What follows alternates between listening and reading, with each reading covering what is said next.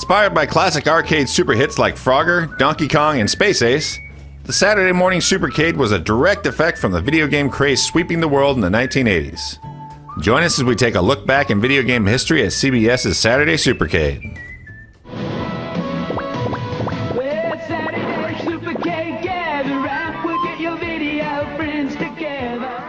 Back in like the 80s and early 90s, like cartoons were super awesome, and they were crazy. I mean, we had the Teenage Mutant Ninja Turtles, we had video game cartoons, we had Dungeons and Dragons and things like that, and we had there was such a great variety of cartoons available to watch. Like you would just basically like wake up at 6 o'clock in the morning and you'd be set till like noon just watching cartoons. It was awesome. I have very fond memories of Saturday morning cartoons. I remember like most kids wanting to wake up early on Saturday and watching something cool. It always seemed that I would sleep in though, like even when I was little. And like, I remember the second that I heard Soul Train, I knew I'd missed everything. I like lay in bed and I heard Soul Train. That meant my mom was watching Soul Train and I'd missed everything that was good. Like I remember just getting up super early, like way too early. And my dad would always tell me to like roll over. Roll over was his, just like I'd get up and like be all crazy and be like, go back to bed, roll over. And so that was like all, but as soon as it got like 8, I would like jump on a bed and like run down, and then it was just like, 3 solid hours, like until the cartoons stopped being on, basically, was like when I was watching them. So Saturday mornings were a special time for a little while when I was a kid, because there was a sweet spot when the cartoons were completely in line with like my interests. So there was Spider-Man and His Amazing Friends and The Incredible Hulk. It's in the comic books, right? So the comic book stuff was great. Saturday morning, I remember Dungeons and Dragons definitely was like probably at the top of my list. Thundar the Barbarian, definitely way up the top. Nothing to do with games, obviously, but awesome either way. Back then, cartoons started early, like about 7 in the morning, and then they just kind of went. The 11 o'clock hour got a little dicey for a while, because then it started to like wind down, they started to go away, and then it was just kind of this weird empty feeling that you had. Saturday Supercade, I vaguely remember that. I remember the song. It was like, it's Saturday morning, let's have fun together. It's Saturday Supercade, gather round, we'll get your video friends together. I have no recollection of the song whatsoever. And I was a faithful viewer of the Saturday Morning Supercade. I certainly got up, bright and early and excited every morning to watch some of my favorite video game characters in these cartoons. Supercade, like while I remember most other cartoons, the only thing I really remember about Supercade was that Q*bert wore a jacket.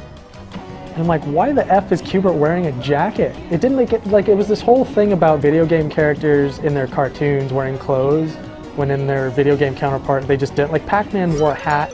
Why?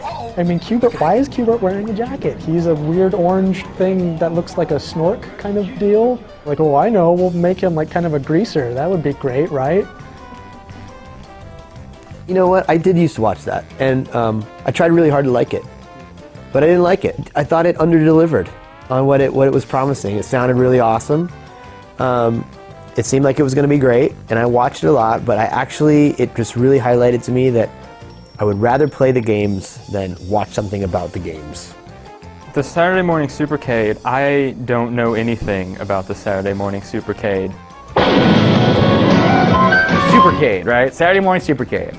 I remember there being a Donkey Kong, which was part of the Supercade, Pitfall, Q*bert, Donkey Kong Jr., I think, at some point. They had Pitfall Harry. And I think there was a Q*bert one too.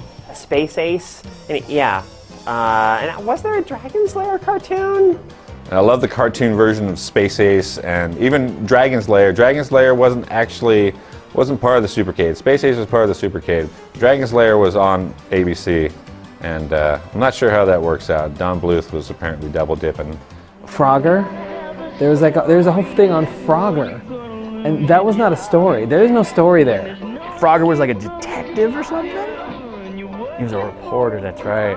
He was a reporter, so obviously that's not true.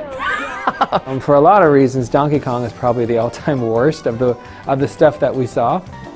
Like, I think that's probably the first appearance of Mario, and at this point, that's the kind of stuff that Nintendo would like to make go away forever.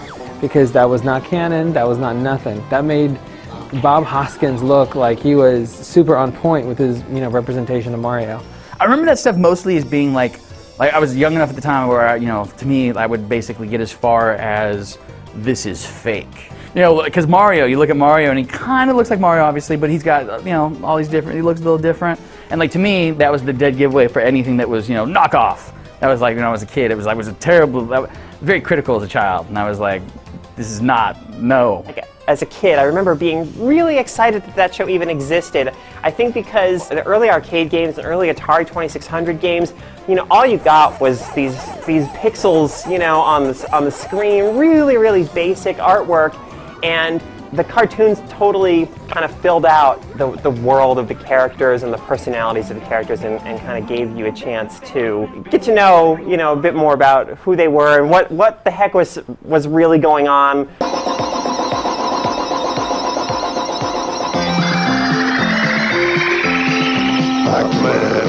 Oh wait, PacMan. Loved PacMan. PacMan. Yeah, I love the cartoon songs. But yeah, PacMan was great. PacMan was not part of the Supercade though. PacMan was on around the same time as the Supercade, but it was on ABC. PacMan was definitely on ABC. But it was a great show. And so I do remember the Pac-Man cartoon, which was a train wreck.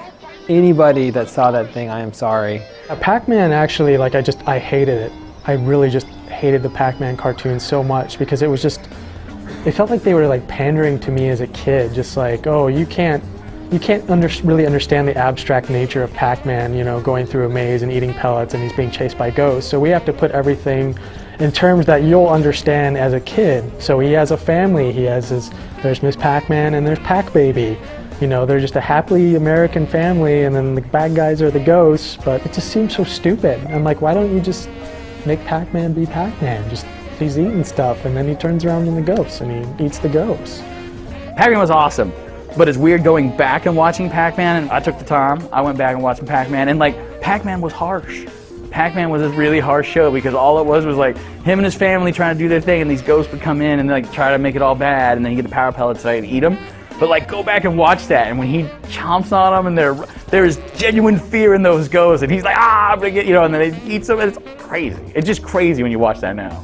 There's baby and there's dog and cat, Pac Dog and Pat Cat, they were probably called. I don't know, that was nuts.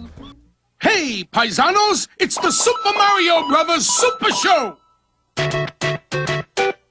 With the Mario Brothers and plumbing's a game. We're not like the others who get all the fame. If your sink is in trouble, you can call us on the double. We're faster than the others, you'll be hooked on the brothers. Super Mario Brothers Super Show starring Captain Lou Albano and the skinny dude that we saw in other stuff later on. I was big into pro wrestling when I was a kid too, so having Captain Lou be Mario was hilarious. And the live action bits were just very weird and creepy and not very good, but you kind of put up with them just so you could see the cartoon bits because the cartoon bits were awesome. I remember when that was coming, and I actually was excited for it. I was like, this is gonna be awesome, and then and I do remember when he comes out there and they all do that little slow weird dance they do and everything, right? I remember thinking it was cheeseball when I was a kid too, but I remember thinking whatever, video games, mainstreaming it, right? Because we got a cartoon now. Nobody in my elementary school was doing the Mario. Nobody was doing the Mario. People were making fun of the Mario.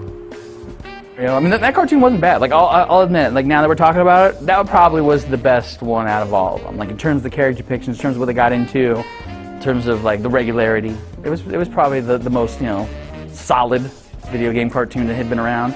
But what was really solid about it was when they would bust out with The Legend of Zelda on Fridays.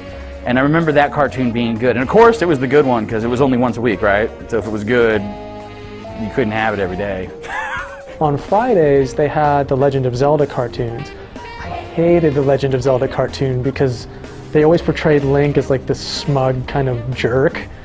And he's just, oh, excuse me. Hey, excuse me, princess.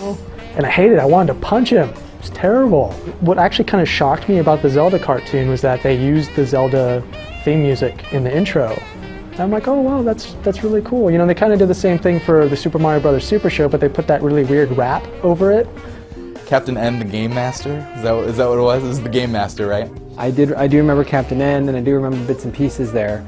The intro was awesome because it starts out with him being a real dude in his house, playing games, and like his mom's like calling for dinner or something like that, and the dog's over there trying to help him. You're playing your NES, you know, you got your advantage, you're, you know, playing some Mega Man or whatever, and then you get sucked into the, like, Nintendo, and then you're in Nintendo world, like, with your light gun, like, hilarious. And that was the basis of Captain N, and like, you know, he's this dude with this awesome, cool high school Letterman jacket, and he's got the zapper, and he's running around, and I do remember that intro being especially awesome.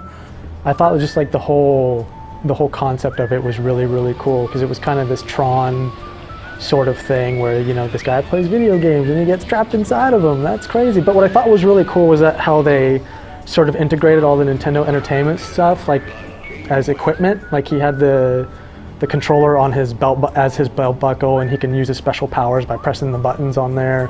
And he had the zapper as like his special weapon, and all this stuff, and you know, all the characters that appeared in it. Even though that like Simon Belmont and Mega Man, just like what?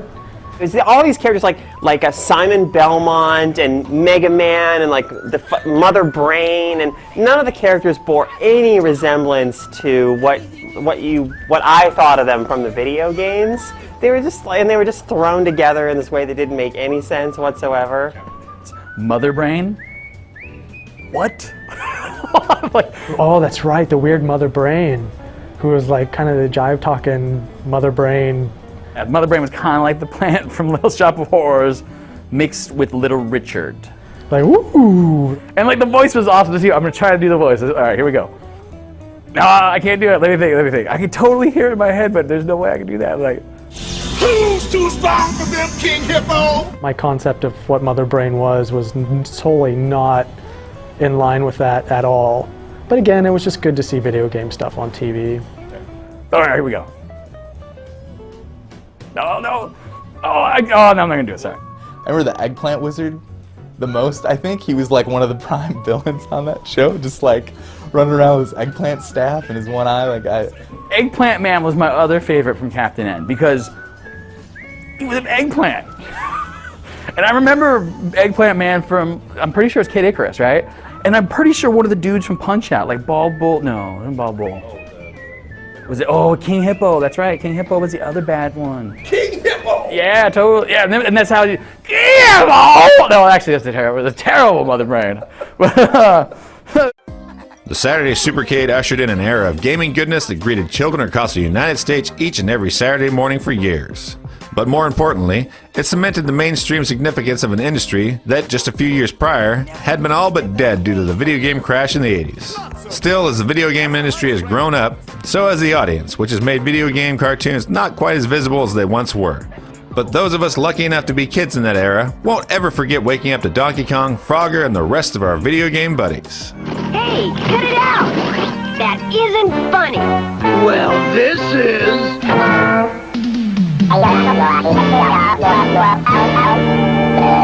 Will you help you, Cuber?